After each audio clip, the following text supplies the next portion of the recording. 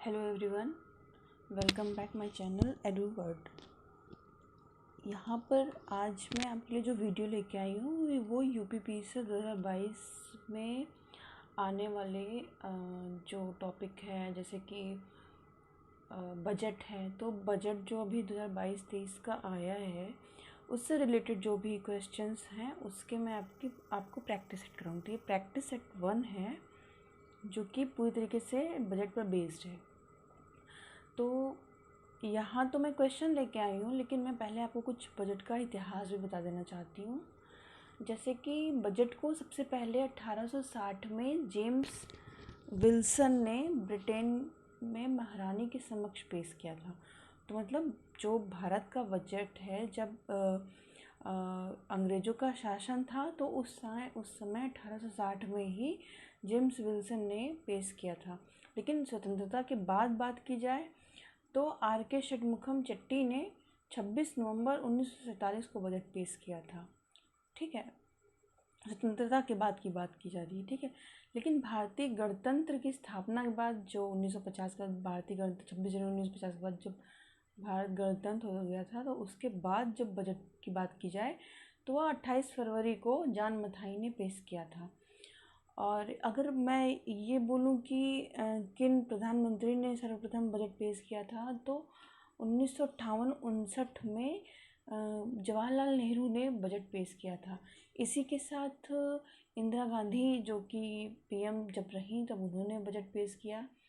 और अगर ये हो कि सर्वाधिक बजट किसने पेश किया, तो मोरारजी देसाई ने पेश किया था 10 बार, सर्वाधिक 10 बार।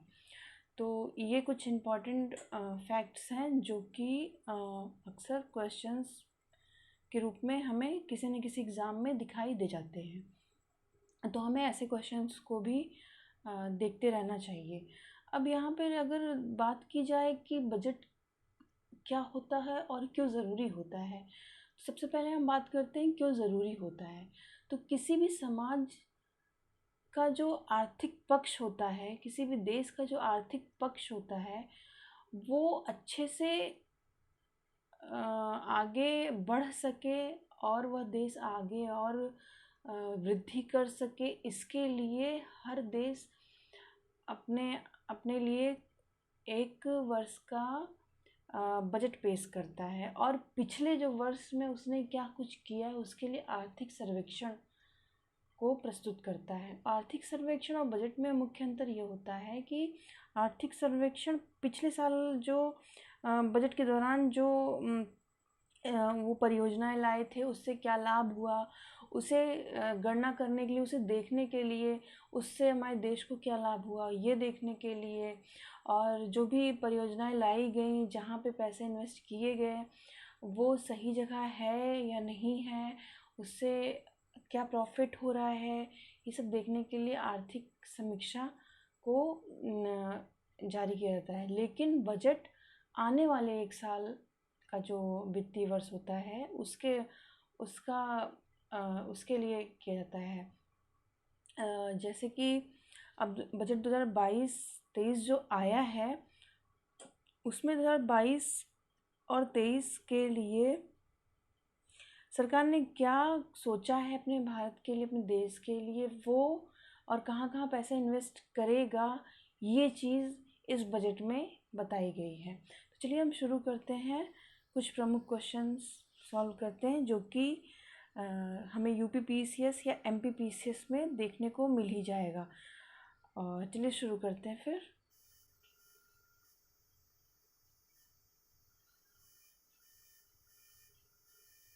जैसे ये पहला क्वेश्चन यहाँ पे दिख रहा है कि केंद्रीय बजट 2022 को संसद में कब पेश किया गया था। तो अगर हमें इसके बारे में जानकारी होगी तभी हम इसका आंसर लगा पाएंगे, लेकिन मैं आपको यहाँ बता देती हूँ। तो इसका आंसर है बी, 1 फरवरी को पेश किया गया था। ठीक है, अब जैसे दूसरा क्वेश्चन है कि संविधान में बजट की जगह वार्षिक वित्तीय विवरण का जिक्र संविधान के किस अनुच्छेद में किया गया है। तो फ्रेंड्स, मैं आपको बता दूं कि संविधान में बजट का कहीं भी कोई जिक्र नहीं किया गया है। हाँ, वार्षिक वित्तीय विवरण को ही बजट के रूप में देखा जाता है ये संविधान में हुआ है, ये संविधान में बात की गई है। तो बजट का अगर कोई पूछे कि बजट का किस अनुच्छेद में है, तो बजट को किसी अनुच्छेद में नहीं बताया गया है, बल्कि वार्षिक वित्तीय विवरण को अनुच्छेद 112 में बताया गया है। तो यहाँ पे सी आपका आंसर सही हो जाएगा। तो अभी तीसरे क्वेश्चन की ओर देखते हैं हम। भारत में कितने प्रधानमंत्री रहते हुए बजट को पेश किया है। तो अभी मैंने बताया है कि प्रधानमंत्री कौन थे जिन्होंने अपने काल में बजट को पेश किया गया था। ठीक है, यहाँ पे नंबर पूछ रहा है, तो इसका जवाब होगा क्वेश्चन नंबर 3 का सही जवाब है बी 3। चलिए अब आगे बढ़ते हैं, चौथे क्वेश्चन की ओर बढ़ते हैं। भारत की पहली पूर्णकालिक महिला वित्त मंत्री कौन बनी। तो ये अभी करंट का क्वेश्चन है और ये पूछने की संभावना बहुत ज़्यादा है। तो ये सबको पता है, ये हमारे वित्त मंत्री निर्मला सीतारमण जी हैं। चलिए पांचवें क्वेश्चन को देखते हैं। स्वतंत्र भारत का पहला बजट मुखम चट्टी ने कब पेश किया गया था। तो मैंने अभी कुछ देर पहले जब मैं आपको कुछ पॉइंट्स बता रही थी, तो उसमें मैंने आपको इस बात को बताया था, वो था 26 नवंबर 1947। चलिए अब क्वेश्चन नंबर 6 को देखते हैं। स्वतंत्र भारत का पहला बजट जॉन मथाई ने कब पेश किया था। तो ये 26 फरवरी 1950। ठीक है, ये सब आसान क्वेश्चन आप लोग ज़रूर कर लेंगे, और अगर नहीं तो इस जो मैं जो बता रही हूँ, आप इसको एक कॉपी में नोट डाउन कर लीजिए, क्योंकि ये फैक्चुअल क्वेश्चन है और बजट से क्वेश्चंस आते हैं। ठीक, अब सातवें क्वेश्चन की ओर बढ़ते हैं। सबसे अधिक 10 बार का बजट पेश करने का रिकॉर्ड किस नेता के पास। अभी मैंने कुछ देर पहले आपको बताया था, तो इसका आंसर बहुत ही इजी है, अभी कुछ देर पहले बताया था मैंने, मोरारजी देसाई के बारे में एक बात ये है कि इन्होंने अपने बर्थडे मतलब अपने जन्म दिवस के अवसर पे भी बजट को पेश किया था। तो ये भी एक फैक्ट है।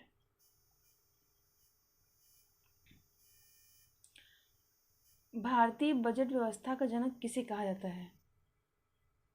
अभी मैंने कुछ देर पहले बताया था कि भारतीय बजट को सन 1860 में किसने पेश किया था, किन महारानी के सामने पेश किया था। तो इसका आंसर सबसे इजी है ए जेम्स विल्सन।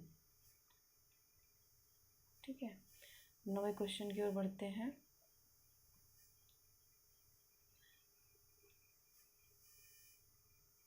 किस प्रधानमंत्री ने पहली बार संसद में बजट पेश किया था। तो दोस्तों ये सभी क्वेश्चन मैंने अभी आपको पॉइंट वाइज बताए थे, वही सब क्वेश्चन हैं और आप इसे कर सकते हैं। 9वें का है बी आंसर जवाहरलाल नेहरू। चलिए 10वें क्वेश्चन को देखते हैं। तो बजट शब्द की उत्पत्ति किस भाषा से हुई है। बहुत इजी है, ए लैटिन भाषा। ठीक है, चलिए 11वें क्वेश्चन की ओर बढ़ते हैं। तो बजट 2022 में वित्त वर्ष 2022 और 23 के लिए आर्थिक विकास दर कितने प्रतिशत रहने का अनुमान लगाया गया है। This is very very very important question. ये यूपीपीसीएस या एमपीपीसीएस में आपको डेफिनेटली देखने को ज़रूर मिलेगा, तो इसे आप ज़रूर याद कर लें कि 2022 और 23 के लिए आर्थिक विकास वृद्धि दर कितनी रहने वाली है। तो इसका सही आंसर है ए 9.2%। ओके, नेक्स्ट क्वेश्चन की ओर बढ़ते हैं। 12 नंबर क्वेश्चन को देखते हैं। बजट 2022 और 23 में जीडीपी ग्रोथ का अनुमान कितने प्रतिशत लगाया गया है। ठीक है, 2022 और 23 में, तो ये है ए नंबर 8 से 8.5% तक। ठीक, अब हम 13 नंबर क्वेश्चन की ओर बढ़ते हैं।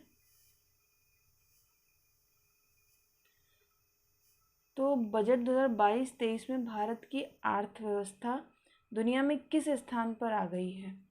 तो 2022-23 की बात कर रहा है, दुनिया के किस स्थान पर आ गई है, यह हमारे लिए बहुत प्राउड की बात है।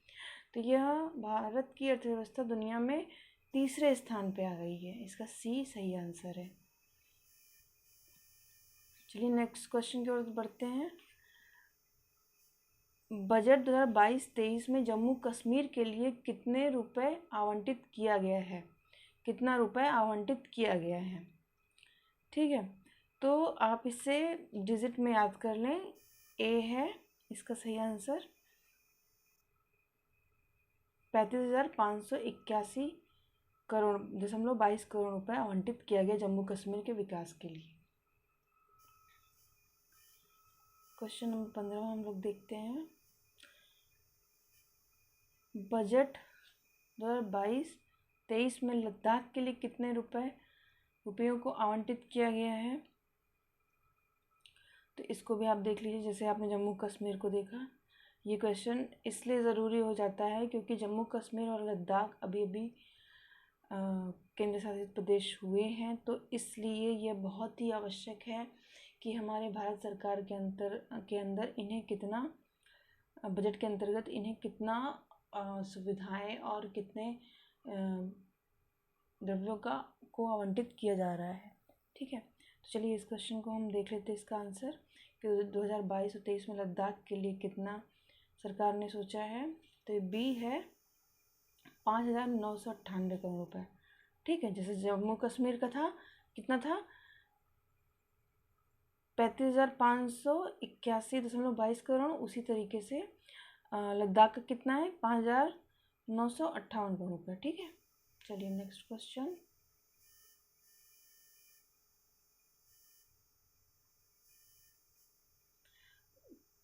बजट 2022-23 में पोषण संबंधी कार्यक्रम के लिए कितने करोड़ आवंटित किए गए हैं? तो ये भी बहुत ज़रूरी है क्योंकि पोषण, स्वास्थ्य, शिक्षा ये बहुत महत्वपूर्ण क्षेत्र हैं जिस पे सरकार हर वर्ष बजट में कुछ ना कुछ नए चीज़ों को लाती ही रहती है। तो इसमें कितने करोड़ आवंटित किए गए हैं, ये क्वेश्चन बहुत अहम है। तो आप इसका सही आंसर है डी। आप इसे देख लीजिए और ये महत्वपूर्ण है। तो चलिए नेक्स्ट क्वेश्चन की ओर बढ़ते हैं। बजट 2022-23 में शिक्षा के लिए कितने करोड़ रुपए आवंटित किए गए हैं? तो शिक्षा के लिए भी जैसे पोषण के लिए था वैसे शिक्षा के लिए भी यहाँ पे आवंटित किए गए हैं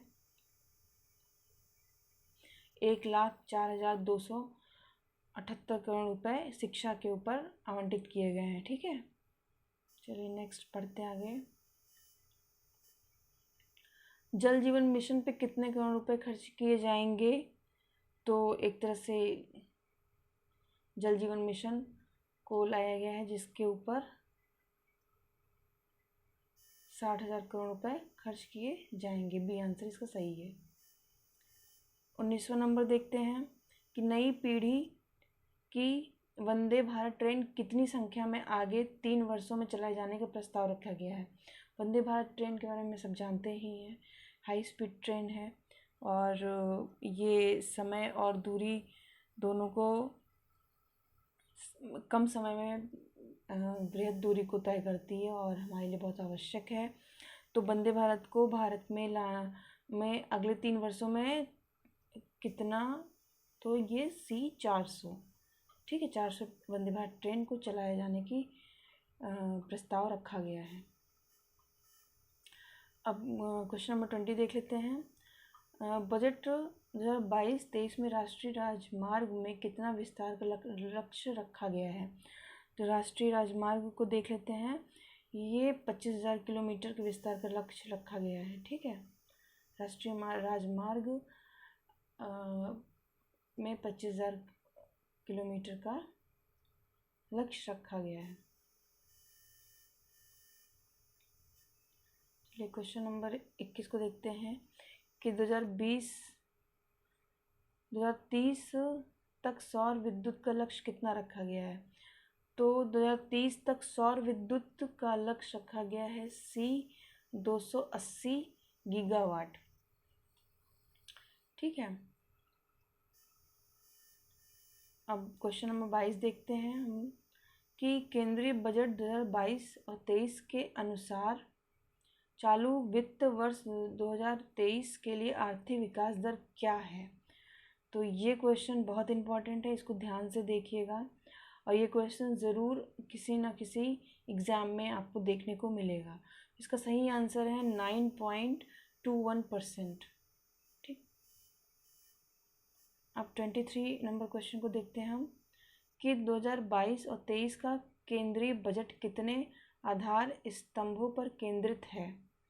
तो ये क्वेश्चन बहुत ज़रूरी है आपको जानने के लिए कि कितने आधार स्तंभ हैं।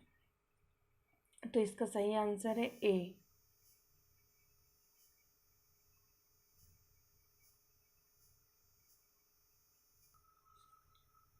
तो 23वें नंबर क्वेश्चन जो कि बता रहा है कि 2022 और 23 का केंद्रीय बजट आधार स्तंभ जिसका आंसर है 4, तो हम इसे केंद्रीय आधार स्तंभ कहें या प्राथमिकताएं कहें, वो 4 हैं, जिसमें से पहला है पीएम गति शक्ति और पहला है पीएम गति शक्ति, दूसरा है समावेशी विकास और तीसरा है निवेशों का वित्त पोषण और चौथा है उत्पादकता में वृद्धि एवं निवेश, उदीयमान अवसर, ऊर्जा परिवर्तन एवं जलवायु कार्य योजना। तो ये 4 मुख्य आधार स्तंभ हैं जिनके ऊपर इस बजट को फोकस किया गया है। और सरकार अगले 25 साल भारत का एट 100 के अमृतकाल में प्रवेश करते हुए बजट 2022-23 को 4 प्राथमिकताओं को दिया है। यही 4 प्राथमिकता जो मैंने अभी आपको बताई है यही है और ये बहुत ही महत्वपूर्ण है। जैसे कि पीएम गति शक्ति है, समावेशी विकास, ये सब बहुत महत्वपूर्ण है और आपको ये ज़रूर देखने को मिलेगा आगे किसी भी एग्ज़ाम में। चलिए आगे बढ़ते हैं। केंद्रीय बजट 2022-23 में वित्त वर्ष 2023 के लिए कितने बजट का प्रावधान राष्ट्रीय राजमार्गों के विकास के विस्तार करने के लिए आवंटित किया गया है। तो हम इसमें 2022-23 की बात हो रही है, तो राजमार्गों के विस्तार के लिए 20,000 करोड़ का 20,000 करोड़ का को आवंटित किया गया है। ठीक है, आगे बढ़ते हैं 25वें नंबर क्वेश्चन कि केंद्रीय बजट 2022-23 के अनुसार किस परियोजना के तहत गाँवों में ऑप्टिकल फाइबर बिछाने का ठेका दिया जाएगा। ये वेरी इंपॉर्टेंट क्वेश्चन है, ज़रूर पूछा जाएगा।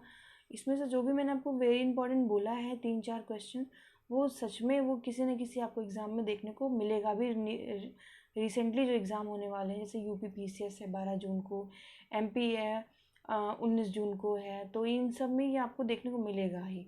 तो इसका है बी भारत नेट। चलिए 26वें क्वेश्चन को देखते हैं। केंद्रीय बजट 2022-23 के अनुसार व्यापार की सुगमता के लिए कितने संघ कानून को निरस्त किया जाएगा। तो इसका आंसर है डी।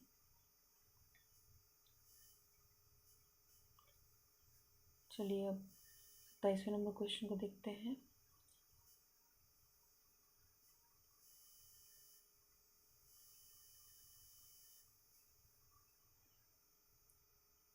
केंद्रीय बजट 2022-23 के अनुसार वित्त मंत्री ने सूक्ष्म, लघु एवं मध्यम उद्योगों को कितनी राशि की मदद दिए जाने की बात कही है। तो ये 2 लाख करोड़ रुपए दिए जाने की बात कही है। ये सूक्ष्म लघु उद्योग जो है ये हमारे देश की रीढ़ है, तो इनको जितना विकसित किया जाएगा, बड़े व्यापार बड़े लेवल पे अपना देश उतना ही विकसित होगा, तो इसलिए 2 लाख करोड़ की बात की गई है। अब 28वां नंबर क्वेश्चन देख लेते हैं। हाल ही में वित्त मंत्री निर्मला सीतारमण द्वारा पेश किया गया बजट 2022-23 में अंतरिक्ष कार्यक्रम के लिए कितनी धनराशि आवंटित की गई है। तो ये है सी 13,700 करोड़ रुपए की धनराशि। नेक्स्ट क्वेश्चन देखते हैं। ये एक लंबा है थोड़ा सा क्वेश्चन। हाल ही में पेश केंद्रीय बजट 2022-23 में उल्लेखित अमृतकाल किससे संबंधित है? तो ये बहुत इम्पोर्टेंट है। अमृतकाल किसे कहेंगे?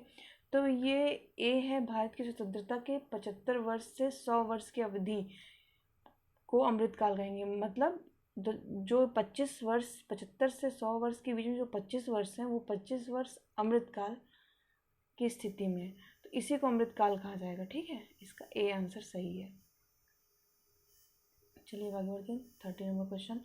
केंद्रीय बजट 2022-23 में केंद्र सरकार की पूंजीगत व्यय कितना होने का अनुमान है? तो इसको भी आप लोग ध्यान से देखिए। 30वें नंबर, तो इसका है आंसर बी, 5.54 करोड़ रुपए। ठीक, अब 31 नंबर क्वेश्चन को देखते हैं। केंद्रीय बजट 2022-23 में विदेश मंत्रालय को कुल कितनी राशि आवंटित किया गया है? तो ये है बी, 17,250 करोड़ रुपए।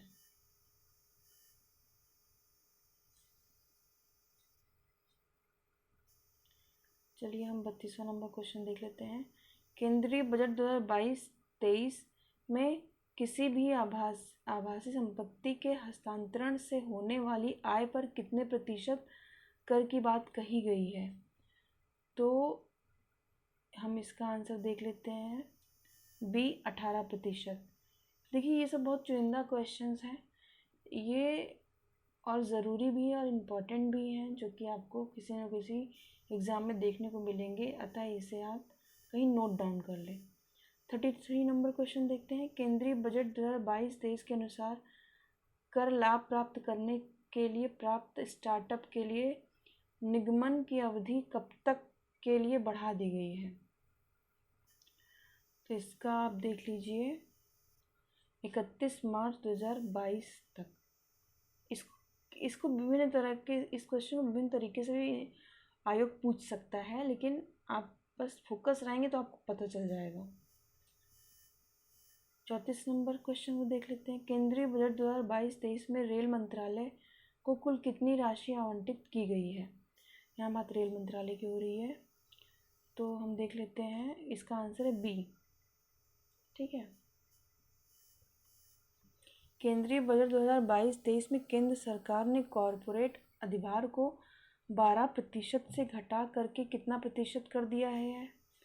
तो देख लीजिए आप, ये सी है, 7%। केंद्रीय बजट 2022-23 में केंद्र सरकार ने कॉरपोरेट टैक्स को 18% से घटा करके कर दिया गया है, तो 15%। ठीक है, डी इसका है आंसर, डी, 15%। चलिए, दोनों क्वेश्चन में अंतर है, आप समझ लीजिएगा। थोड़ा सा ब्लर है, बट हम समझने की कोशिश करते हैं। वर्ष 2021-22 में निम्नलिखित देशों में से किसके साथ भारत का व्यापार शेष अधिक के सर्वाधिक रहा? तो ये बहुत ज़रूरी क्वेश्चन है, आप इसमें चीन मत लगा दीजिएगा, ये यूएसए के साथ है। ठीक, भारत का सर्वाधिक व्यापार। केंद्रीय बजट 2021-22 में वित्त मंत्री निर्मला सीतारमण ने कृषि ढांचा एवं विकास सेस के नाम से प्रस्तावित नए कर को कितने उत्पादों पर लगाए जाने की बात कही है? इसका सही उत्तर है 29, सी, 29 उत्पादों पर लगाए जाने की बात कही है। ठीक है, चलिए 20 नंबर क्वेश्चन देख लेते हैं। आर्थिक समीक्षा 2021-22 के संदर्भ में निम्नलिखित विकल्पों में से कौन सा सही नहीं है? तो यहाँ पे कौन सा सही नहीं है ये पूछा गया है, तो आप ए देख लीजिए। केंद्रीय वित्त और कॉरपोरेट कार्य मंत्री निर्मला सीतारमण ने 31 जनवरी 2022 को संसद में आर्थिक सर्वेक्षण 2021-22 को पेश किया। तो 31 जनवरी को नहीं पेश किया गया, ये 1 फरवरी को पेश किया गया है। ठीक है, तो आप देखिए, आर्थिक समीक्षा के अनुसार भारतीय अर्थव्यवस्था 2020-21 में 7.3% की गिरावट देखी गई है? नहीं, 7.3% की नहीं है। सी है, आर्थिक समीक्षा के अनुसार भारतीय अर्थव्यवस्था 2022-23 में विकास दर 8 से 8% रहने का अनुमान है। तो भारतीय विकास दर। और डी है, इस वर्ष आर्थिक सर्वेक्षण का मूल विषय त्वरित विकास है। तो आप चारों ऑप्शंस को देखिए और बताइए। तो इसका सही आंसर है डी, त्वरित विकास। ठीक है,